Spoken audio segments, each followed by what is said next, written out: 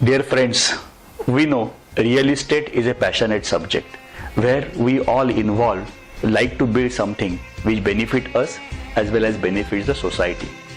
But if you look at today's scenario, we find that real estate is definitely in different shape of mind. The way we were doing the things earlier are not possible to do in the current scenario.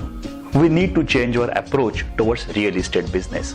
So when I say real estate, it covers lot many aspects. Buildings, residential buildings, commercial buildings, hospitals, malls, retail spaces, along with various infrastructural requirements which go hand in hand with the real estate. If you really look at a demand and supply gap of real estate, today definitely we feel that there is a demand for a specific category of real estate market, but the supply is possibly in the other hand.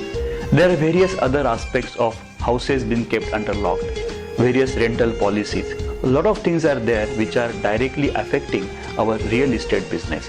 So when I talk about real estate, I am specifically talking about built spaces which are dear and near part of our heart.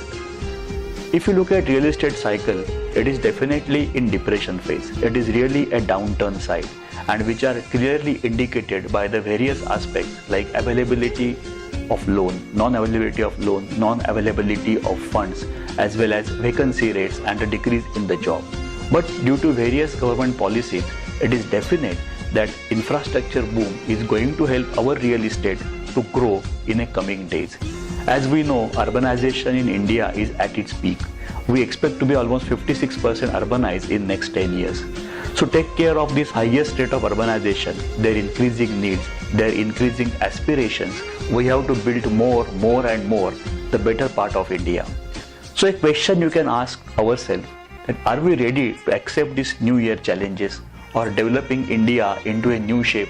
Are we ready to forget what has happened in past and get into the future with more robust and more professional approach towards the real estate?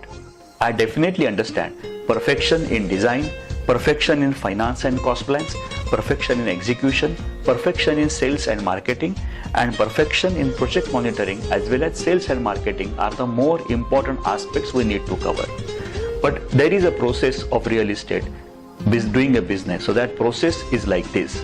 So various teammates required for building a business in real estate would be like this. We will try to cover all these aspects in detail during various modules and various topics of our real estate business. Thank you.